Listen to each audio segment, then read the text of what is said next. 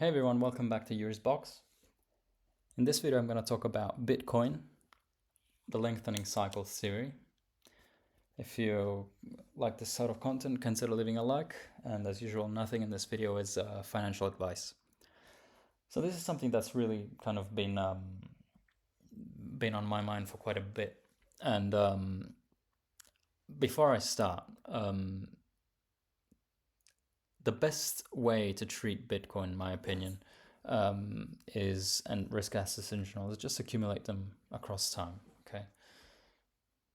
DCA, and don't even think about it, because I mean the theory behind risk assets is very simple. Really, it's that as if you have the value of your currency trending towards zero, the value of desirable assets generally trends towards infinity.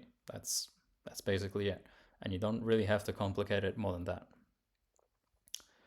So everything I say in this video will probably be, can be easily cast aside in a month's time, and it's just speculating on how the market has evolved and how it could evolve. I'm definitely not advocating for anything in particular here, and I'm definitely not willing to die on this hill. I'll happily change my mind later on.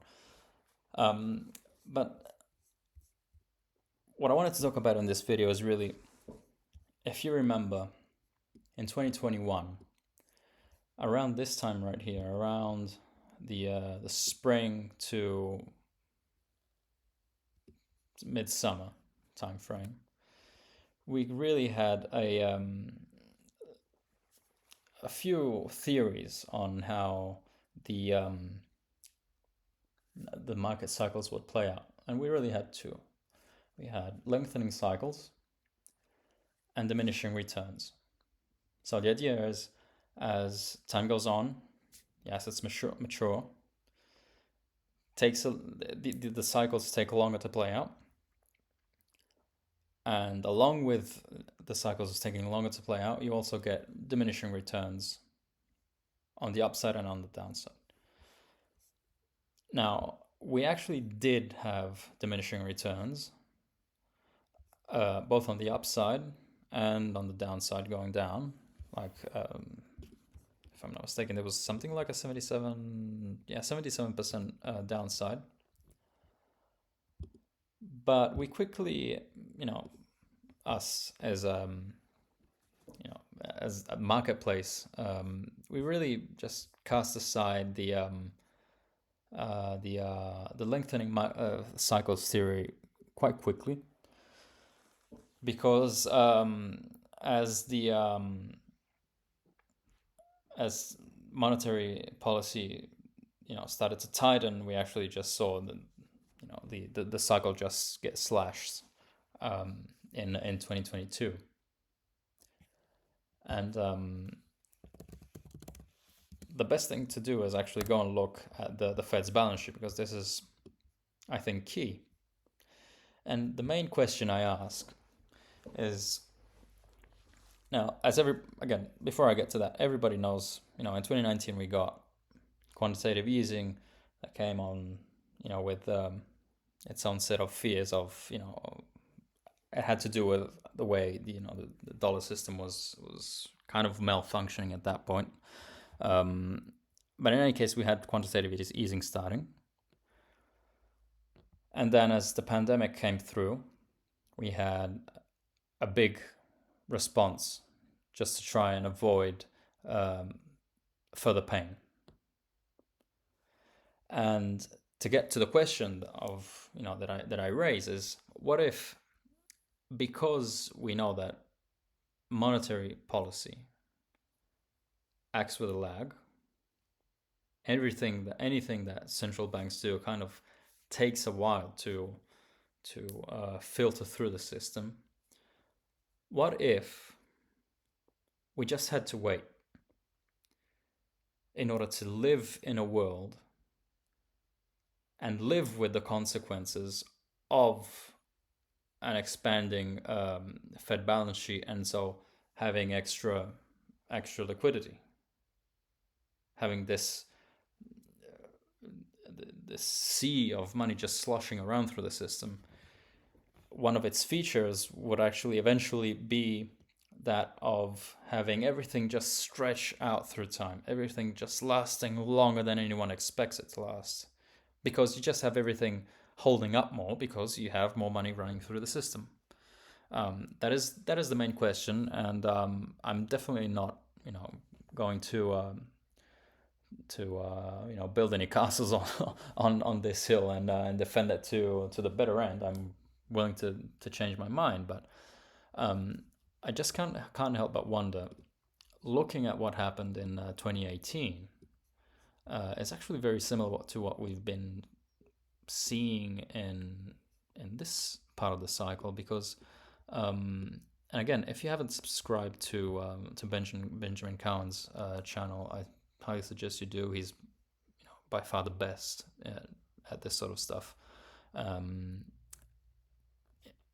In 2018, Bitcoin bottomed after its bear market, and it got a 300%, 350, depending on where you got it. That wasn't actually precise. It was about 340. Let's do it the right way. Yeah, I mean 350. Let's call it 350% rally. Fast forward to 2022, we have a bottom. And from there, we have a similar move. Okay, depending on where you get it, it's more or less the same, between 350% move. After that, we get a slightly downward price action. Okay. And after that, we have a breakout of about, here it was about 60%, if my memory isn't mistaken. Yeah, 63%, 64. And yeah, granted, this time it was much larger. It was about double. If you take it from the lowest point, 120. Okay. Now, this arguably is probably where the similarity kind of deviates. You also, I mean, this video is already about speculating, and you'd also have to speculate even further, and you'd have to say something like, what happened right here, and what happened right here is actually when COVID fears started to emerge in a more significant way. And what I would be tempted to say is that hadn't those fears come around, probably, or maybe not, you could have seen Bitcoin have a similar move. Following that, we had a 60% move to the downside, but arguably you could say the same thing, because that was caused by the pandemic, but to respond to the pandemic, we had all the stimulus come online, which actually put kind of like a bottom in risk assets then. Okay. Now, so far, if I have to look at it, from the grand view of things, it does definitely look like just 2019 stretched out, taking longer to play out, and again, just taking longer to play out. Now, just looking at, obviously what happened next wasn't pretty, because we had a significant downturn. And this is where I'll just kind of pause and, kind of refrain from, going too out, an extreme, because if we were to have something like that, of course, from here to 60% like we had there was be down to 40k. Now, Bitcoin isn't a stranger to this sort of move, but again, it's not something you should consider, because again, yes, this has been fairly similar so far to 2019. My base expectation is that at some point it'll deviate, because I mean no cycle is identical, and it always has its own peculiarities. Again, I just pointed out how this move right here was far larger than this one. Back in 2019.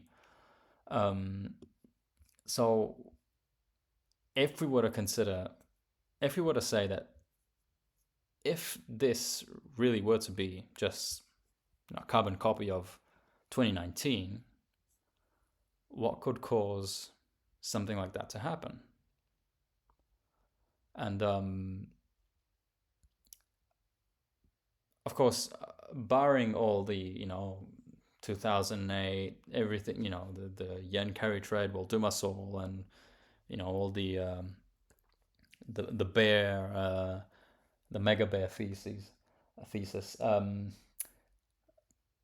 You really I would defer to everything that I've said so far, ignoring the most pessimistic views, and it's basically just taking a look of what is positioning right now. That would be the first place I would look. What is positioning right now? And you could easily make the case that it's the complete opposite of the end of 2022. End of 2022, everybody was pessimistic on growth, and obviously that was the wrong call. And you can see that in the 10-year. Why? Because like in 2022, rates peaked out about 4.3, and they stayed. They went actually lower by about 100 basis points until really late spring to the summer. And this was basically because everybody was expecting a recession. At this point, there were a lot of rate cuts being priced in the bond market, because the rationale was, yeah, you might be hiking rates, but you'll be cutting them soon enough, because all this hiking will lead to a recession. That, of course, didn't play out. But right now, the outlook is actually the opposite. The positioning is actually the opposite. We have inflation fears, so inflation pessimism, and growth optimism. Granted, that is largely kind of subsided in the last few weeks. We had a significant rally, about 9% rally in the bond market in the 10-year. But that came really on the back of February being just not great on the news outlook. I actually made a video about it on the PMI report that came out. When was it? On the 15th, the 21st actually. This is actually one of the big movers of February. You also had the conference board. You had part of the JOLTS report with weekly hours, the quits rate, the job openings themselves, which is it's a pretty flaky number, as I've said previously. But generally speaking, in February, never really had much great news come out. Okay, but in any case, before February, what you had was optimism in growth and pessimism in inflation, which has caused risk assets to generally hold up fairly well. Take this this move down that actually, again, really started happening in February. Before that, again, because expectations were positive on growth, party can keep going. Okay. Now, granted, we've kind of been rage bound, and I've given kind of my view on things, on why we've been range bound. But again, risk on assets have held up generally well. And that is one ingredient. And the second ingredient is the fact that, as I've pointed out, and as I've showed right here, the news that we've had come out in February really points to something that I've talked about in previous videos, which is from September to March, you usually tend to see certain seasonal effects play out. Okay, and in between you have the holiday season, which is when most people get the bonuses, which is the time where most people spend the most amount of money, because again, it's Christmas time, it's Thanksgiving, people travel more because they want to get back to, and connect with their families and so on. And on top of that, this last year, we actually had things make the problem even more, even bigger, because you had, possible port strikes in September come up. You had hurricanes in October. You had tariff fears starting in November, and you had a massive wildfires in California. Just make the bias in towards being more worried about inflation just be even more extreme.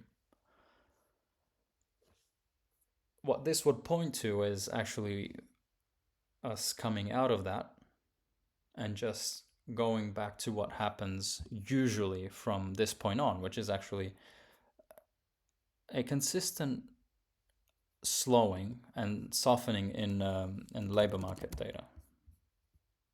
Okay, just look at jobless claims. I've pointed out this in previous videos. They generally bottom out the January period, and they start to trend higher. Now, we did have a pop this week, and I'll go over it in a separate video. But coming back to what I was saying before on Bitcoin and risk assets, the fact is that we really haven't repriced anything at this point. It's just this being range bound and not going anywhere is just more of a reflection of uncertainty, more than having to say, okay, our expectations are excellent when we have to go from excellent to okay. If we were to see that could be a significant headwind to risk assets, and it could continue to fuel this similarity we've had with the 2019 part of the cycle, and it could actually end up playing out. Now, there are two things that actually one thing I wanted to point out is that, as I said, this 60% could easily not happen, and this actually connects well with TLT, because my base expectation is that this initial rise in TLT that we could see, again, there's nothing certain, but if we were to get, say, the 10-year going from currently 4.20, 22 actually had a rates go down a bit more in the past 20 minutes.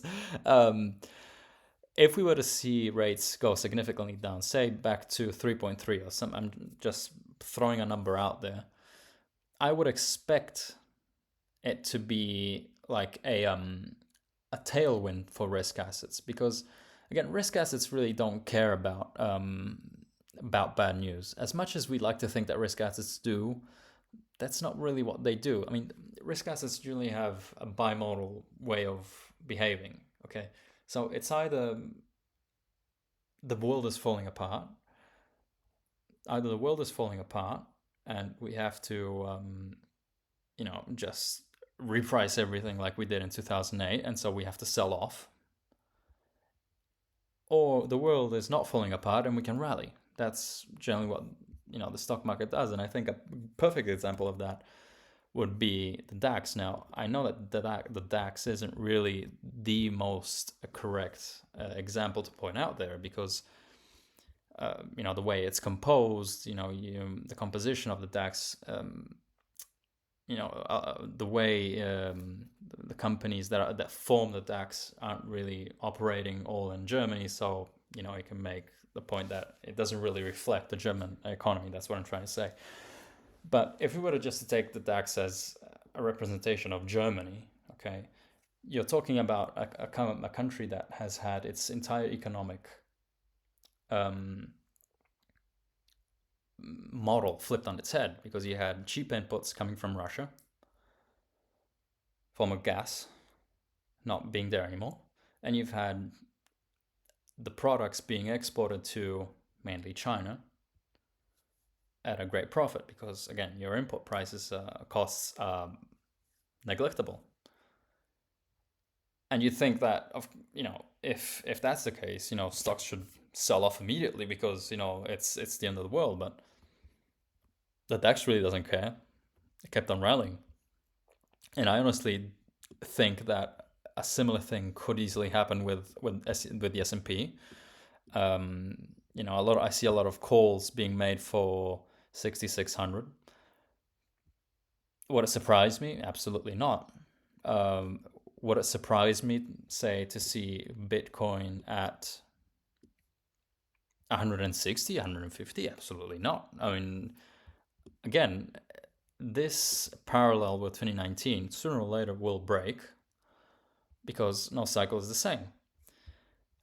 However, what we have seen in the month of February is that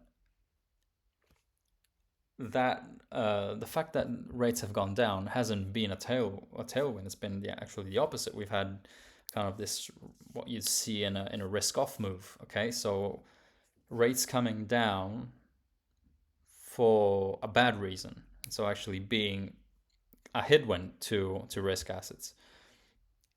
Again, I've made the case for both. Okay, you could easily see risk assets rally on the back of rates going down. Could easily happen. But if February is an indication of anything, I think you really could actually just see the continuation of a stretched out version of 2019, which would be just a reflection of the fact that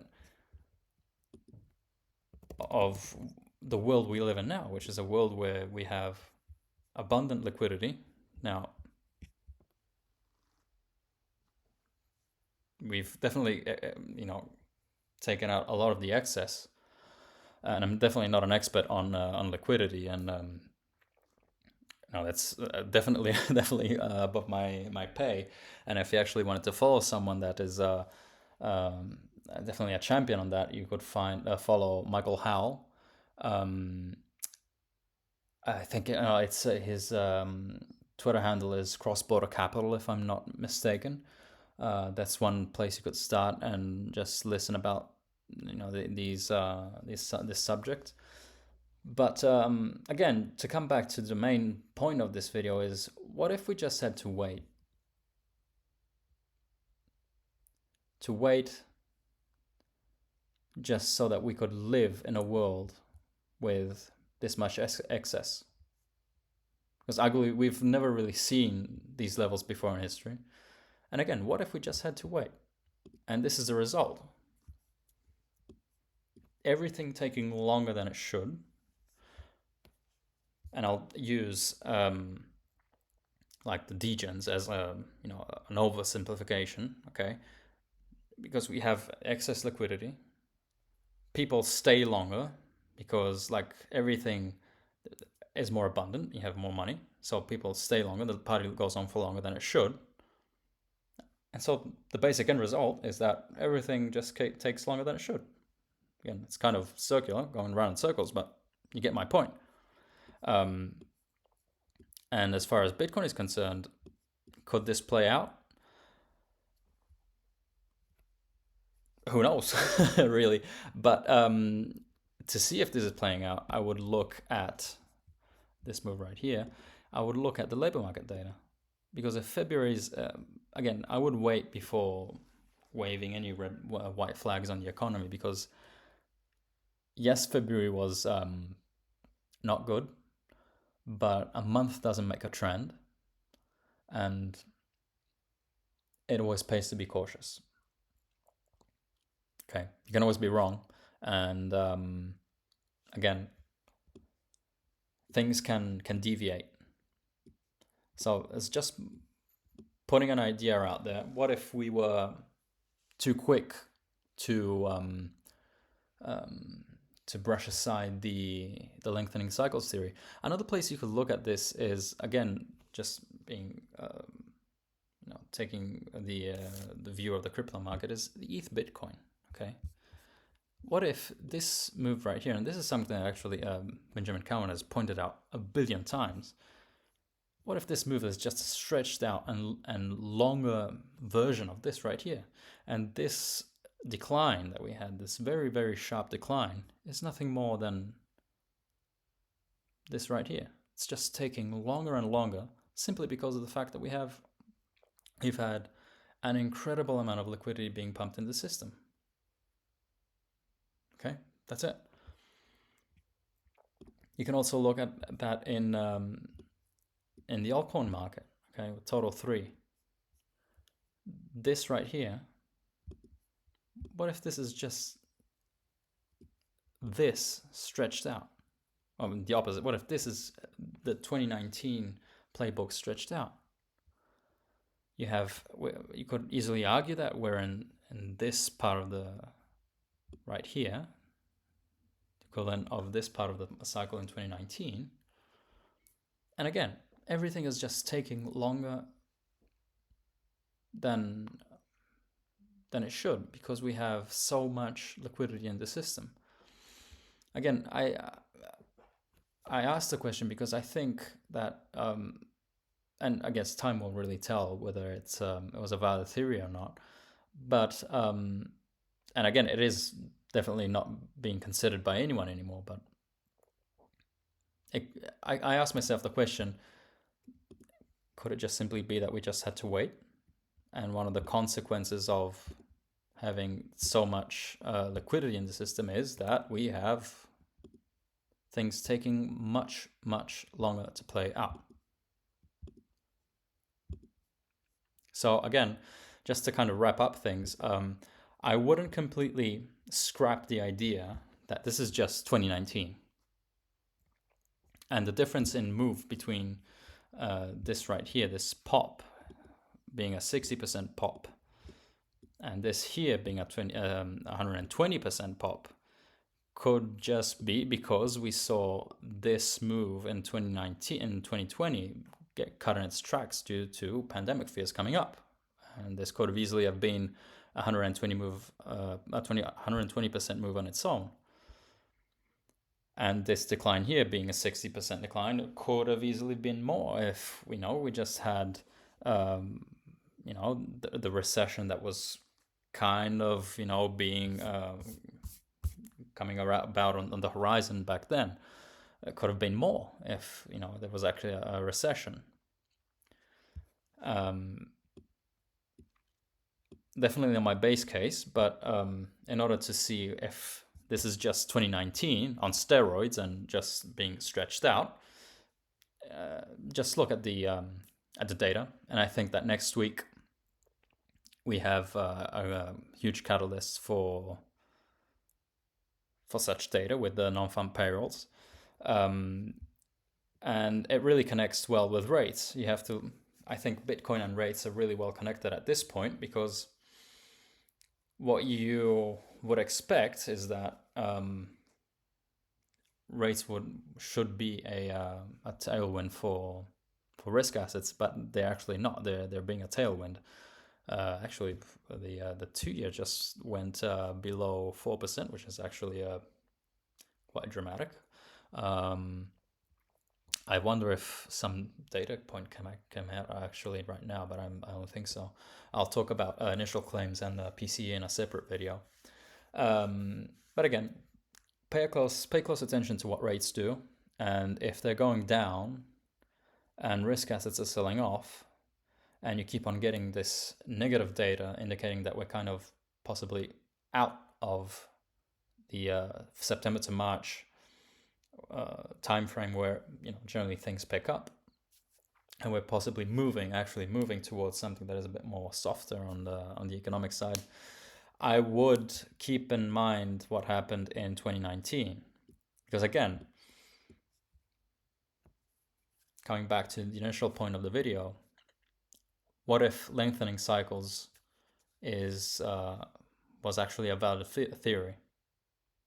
And what if we had to just wait for things to play out in order to see, the effects of all the money printing, which in turn one of the effects would end up being the lengthening cycles. So I'll leave it at that. I know I kind of went around in circles there at the end, but hopefully you understood, you got the gist of it.